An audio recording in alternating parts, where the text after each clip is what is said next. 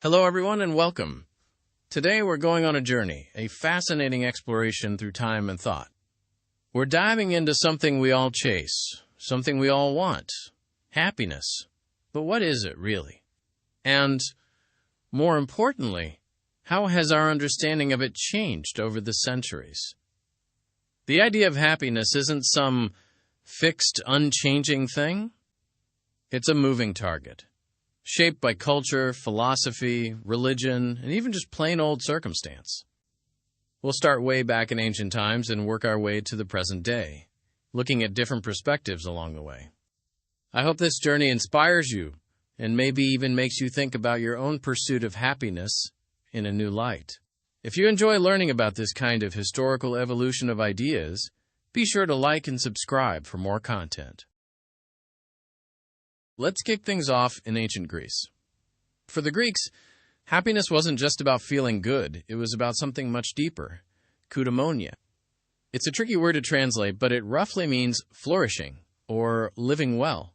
Think of it as reaching your full potential as a human being. Aristotle, one of the most influential Greek philosophers, believed that eudaimonia was the ultimate goal in life. It wasn't a fleeting emotion, but rather a state of being achieved through virtuous action, reason, and fulfilling your purpose. It was about living a life of meaning and contributing to society. In this view, happiness wasn't just about pleasure, it was about excellence. What do you think? Is this a reasonable outlook? Let me know your thoughts in the comments below. Now, another major school of thought in ancient Greece was Epicureanism, founded by Epicurus. They had a somewhat different take on happiness. For them, happiness was all about pleasure, but not just any kind of pleasure. They emphasized the absence of pain and disturbance, both physical and mental. It wasn't about wild parties and endless indulgence. Instead, Epicureans valued tranquility, moderation, and friendship. They believed that by minimizing pain and anxiety, and by cultivating close relationships, you could achieve a state of ataraxia, or freedom from disturbance, which they considered the key to happiness. It was a more practical, down-to-earth approach than Aristotle's emphasis on virtue. Moving eastward, we find different perspectives emerging. In many Eastern philosophies, like Buddhism and Hinduism, happiness is often linked to detachment and inner peace. The goal isn't to chase external pleasures, but to overcome suffering by understanding the nature of reality and letting go of desires. Buddhism, for example, teaches that suffering arises from attachment. By freeing ourselves from attachment to material possessions, relationships, and even our own identities, we can achieve nirvana, a state of liberation and ultimate happiness. This approach emphasizes meditation, mindfulness, and ethical conduct as paths to inner peace. So it's very much an inside job, not an outside pursuit. The Abrahamic religions, Judaism, Christianity, and Islam also have their own ideas about happiness. These faiths often emphasize the importance of faith, obedience to God, and living a righteous life. Happiness, in this context, isn't just about personal fulfillment. It's about pleasing God and earning salvation or eternal reward. While earthly pleasures are acknowledged, they're often seen as secondary to spiritual goals. Christianity, for example, teaches about the concept of beatitude, a state of blessedness that comes from living according to God's will. This differs greatly from the pursuit of pleasure or even Aristotelian virtue. As we move into the Middle Ages, the concept of happiness became increasingly intertwined with religious beliefs, particularly in Europe. The Catholic Church held significant sway, and earthly happiness was often viewed with suspicion. The focus shifted to the afterlife, with true happiness believed to be attainable only in heaven. This doesn't mean people stopped seeking happiness in their earthly lives, but it did influence how they defined it. Virtuous living, devotion to God, and acceptance of suffering were seen as pathways to eternal happiness. There was a sense of trading short-term gains for long-term bliss. The Renaissance marked a shift in focus back towards humanism and earthly concerns. While religion remained important, there was a renewed interest in classical Greek and Roman philosophy. thinkers began to re-examine the idea of happiness from a more secular perspective, emphasizing human potential and the importance of living a fulfilling life in the present. This period saw a flowering of art, literature, and science, all driven by a desire to understand the world and improve the human condition. This was a time for humans to rediscover themselves and their own potential. The Enlightenment brought even greater emphasis on reason and individual liberty. Thinkers like John Locke argued for natural rights, including the right to pursue happiness. This idea became enshrined in the American Declaration of Independence, which declared that all men are created equal and endowed with certain unalienable rights, including, quote, life, liberty, and the pursuit of happiness. This marked a significant shift, placing the pursuit of happiness as a fundamental human right, something to be actively sought and protected. This concept would go on to shape modern societies. The rise of utilitarianism in the 19th century offered a new perspective on happiness, focusing on the greatest good for the greatest number of people. Philosophers like Jeremy Bentham and John Stuart Mill argued that actions should be judged based on their ability to promote happiness and minimize suffering. This led to social reforms aimed at improving the well-being of society as a whole. Utilitarianism shifted the focus from individual happiness to collective happiness, emphasizing the importance of policies and actions that benefit the majority. The Industrial Revolution brought about significant changes in society, leading to both progress and new challenges. While technological advancements improved living standards for some, they also created new forms of inequality and alienation. This period saw the rise of social movements advocating for workers' rights and a more equitable distribution of wealth. Many questioned whether material progress truly led to greater happiness, leading to a reevaluation of values and priorities. It brought to the surface a need to understand what truly brings happiness to the general population. In the 20th century, psychology began to play a more prominent role in understanding happiness. Psychologists like Abraham Maslow developed theories of human motivation, emphasizing the importance of fulfilling basic needs before pursuing higher-level goals like self-actualization. This hierarchical model suggested that happiness is not simply about pleasure, but about fulfilling a range of needs, from physiological needs like food and shelter to psychological needs like belonging and self-esteem. This put a scientific lens on the topic of happiness. The field of positive psychology, which emerged in the late 20th century, focuses specifically on studying the factors that contribute to well-being and happiness. Positive psychologists explore topics like gratitude, optimism, resilience, and meaning in life. They use scientific methods to identify strategies for increasing happiness and improving overall quality of life. This approach emphasizes the importance of focusing on strengths and positive emotions, rather than simply addressing problems and weaknesses. Modern consumer culture has also profoundly influenced our understanding of happiness. Advertising and marketing often equate happiness with material possessions, creating a desire for things we may not actually need. This can lead to a cycle of consumption, where we constantly chase after the next new product in the hope of finding lasting happiness. However, research suggests that material wealth has only a limited impact on overall well-being. This leads to a constant questioning if we are truly happy, or are we just convincing ourselves that we are?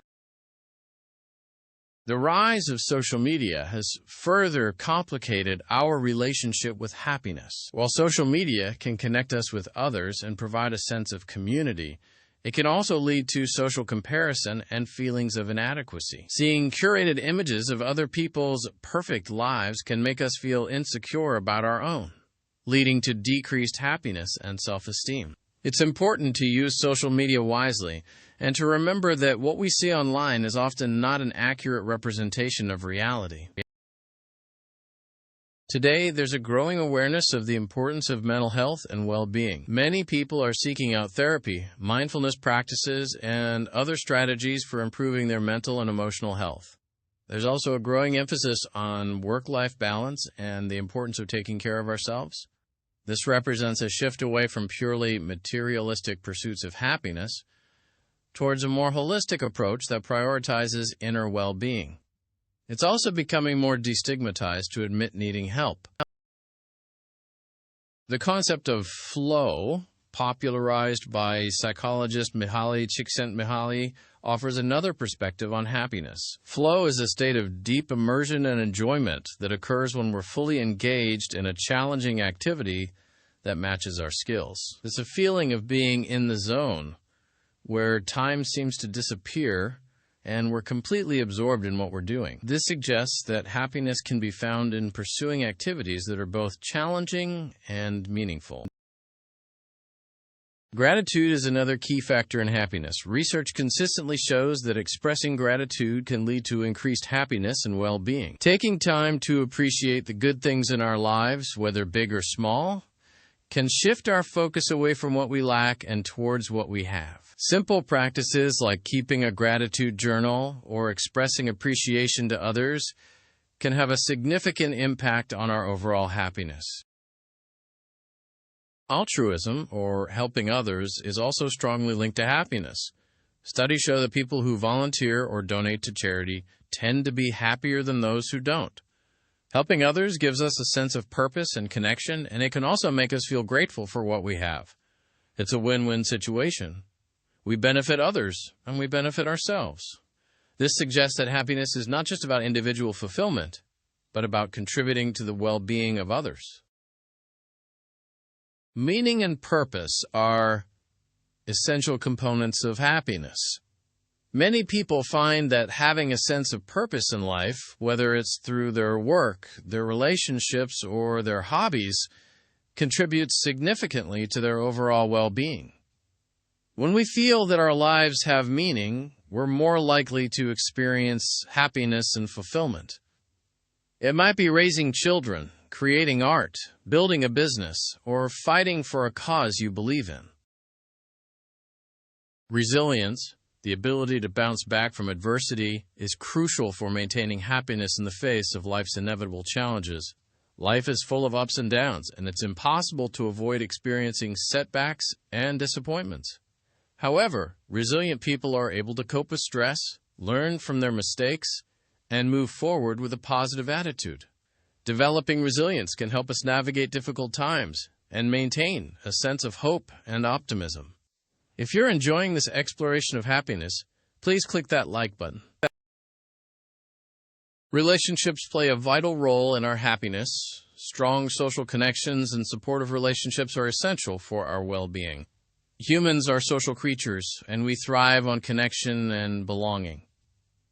Spending time with loved ones, building strong relationships, and feeling connected to a community can significantly boost our happiness. Isolation and loneliness, on the other hand, can have a negative impact on our mental and emotional health. Mindfulness, the practice of paying attention to the present moment without judgment, has become increasingly popular as a way to enhance happiness. Mindfulness techniques, such as meditation, can help us become more aware of our thoughts and feelings, allowing us to respond to them in a more skillful way. By cultivating mindfulness, we can reduce stress, increase self-awareness, and cultivate a greater sense of inner peace. Physical health and happiness are closely linked. Taking care of our physical health through exercise, healthy eating, and adequate sleep can have a profound impact on our mental and emotional well-being. Exercise releases endorphins, which have mood-boosting effects. A healthy diet provides our brains with the nutrients they need to function optimally. And adequate sleep allows us to recharge and rejuvenate, both physically and mentally. Nature has a powerful effect on our happiness. Spending time outdoors, surrounded by nature, can reduce stress, improve mood, and boost overall well-being. Studies have shown that even just looking at pictures of nature can have a calming effect. Whether it's a walk in the park, a hike in the mountains, or simply sitting in your backyard, connecting with nature can be a simple but effective way to enhance your happiness. As we've seen, the idea of happiness has evolved significantly over time and across cultures. There's no single universal definition of happiness. What makes one person happy may not make another person happy. And what made people happy in the past may not be what makes people happy today. The key is to find what works for you and to cultivate practices that promote your own well-being. Ultimately, the pursuit of happiness is a personal journey. It's about exploring different approaches, experimenting with different practices, and discovering what truly brings you joy and fulfillment. It's not about chasing some external ideal of happiness, but about cultivating inner peace, meaning, and connection in your own life. So, where does this leave us? As we've explored, the idea of happiness is incredibly complex and multifaceted. It's been shaped by philosophy, religion, culture, and personal experience. It's not a destination to be reached, but rather a journey to be embraced. It's also important to remember that comparing yourself to others can often lead to dissatisfaction. Focus on your own path and what brings you joy. What small thing did you do today that contributed to your own happiness? Share it in the comments. Think about what resonates with you most from our discussion today. Do you lean towards the ancient Greek emphasis on virtue and purpose, or the Eastern focus on inner peace and detachment? Or perhaps you find value in the modern emphasis on positive psychology and mindfulness. The beauty is that you can draw inspiration from multiple sources and create your own unique approach to happiness. I hope this presentation has given you some food for thought and perhaps even inspired you to reevaluate your own pursuit of happiness. Remember, it's a journey, not a destination. Be kind to yourself, embrace the present moment, and cultivate practices that bring you joy and fulfillment. Don't forget to subscribe to the channel for more interesting explorations of ideas. Thank you all for joining me on this journey through the evolution of the idea of happiness. I hope you found it insightful and thought-provoking. Keep exploring, keep learning, and keep searching for your own path to well-being. Remember, the quest for happiness is a lifelong adventure,